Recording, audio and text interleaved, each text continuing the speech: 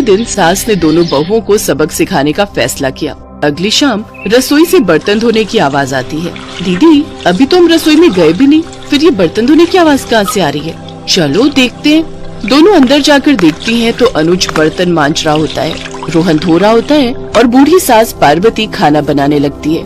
ये देख उन दोनों को बड़ी शर्मिंदगी होती है। ये आप सब क्या कर रहे हैं? बहू, अब तुम दोनों से तो ना बर्तन धुलते हैं ना खाना बनता है, तो हमने सोचा हम खुद ही ये काम कर लेते हैं ताकि हमें रात की रसोई खाना तो नसीब हो। तुम दोनों जाओ और आराम करो। नहीं माँ जी, हमें माफ कर दीजिए, हमारी रहते आपको ये सब काम करना पड़ रहा है।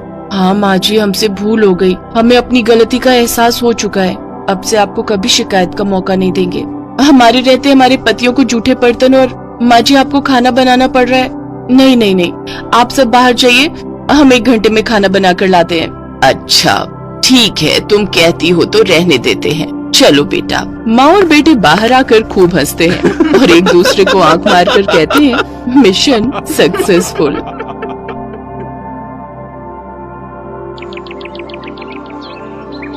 एक रोज शाम के वक्त हिना अपनी माँ के साथ बैठी हुई होती है। तभी वो अपने फोन में अपनी माँ को एक लड़की की फोटो दिखाते हुए कहती है, माँ ये देखो, ये लड़की कितनी मॉडर्न एंड टॉल है, ये मेरे भैया के साथ एकदम फिट बैठेगी। तभी उस घर की बड़ी बहू मानसी वहाँ आती है। चलिए माँ जी, हिना दीदी खाना लग गया है। बहू यहाँ तो आ, ये देख हम तेरे देवर के लिए रिश्ता.com की साइट पे लड़की ढूंढ रहे हैं, जो कि सुंदर होने के साथ साथ अमीर भी है। अब तेरे गरीब मायके वालों ने दहेज के नाम पर 1-2 चीज पकड़ा दी बस, इसलिए अब मैं अपनी छोटी बहू अमीर खानदान की लाऊंगी, जो कि भर भर कर दहेज लाए। हाँ, वो अपनी बड़ी बहू को ताने दे ही रही थी कि तभी उसका छोटा बेटा हितांश एक मॉडर्न लड़की के साथ घर आता है। उन दोनों के गले में वरमाला डली हुई थी। हितांश बेटा, ये लड़की कौन है? माँ ये जूली है और हम दोनों ने शादी कर ली है। क्या तुम दोनों ने शादी कर ली? मैं नहीं मानती इस शादी को। हाँ तो किसे फर्क पड़ता है आपके मानने या ना मानने से? वैसे भी वो कहावत तो आपने सुनी ही होगी कि जब मियाँ बीवी राजी तो क्या करेगा काजी। मैं जानती हूँ, जरूर इस डायन ने ही तुझे भड़काया होगा। मैं इस डायन को हरगिज अपनी बहू नहीं मानूंगी। भले ही आप ना मानो, लेकिन लीगली तौर पर मैं ही तो हूँ आपकी बहू। इसलिए अब जल्दी से जाइए और आरती की थाली लाकर मेरा गृह प्रवेश कीजिए। सास बेमन से अपनी नई बहू का स्वागत करती है। जूली हितांश के साथ अपने कमरे में चली जाती है।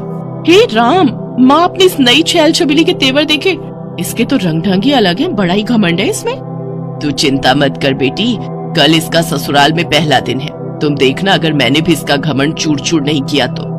अगले दिन सुबह हितांश के पिता यानी जूली के ससुर अपनी पत्नी से कहते हैं, विमला देखो तो सुबह के 10 बजने को हैं और ये नई बहू अभी तक अपने कमरे में सोई पड़ी है, और आज इसका रसोई में पहला दिन है और ये अभी तक अपने कमरे में है। तुम रुको जी, अभी मैं इसकी खबर लेती हूँ।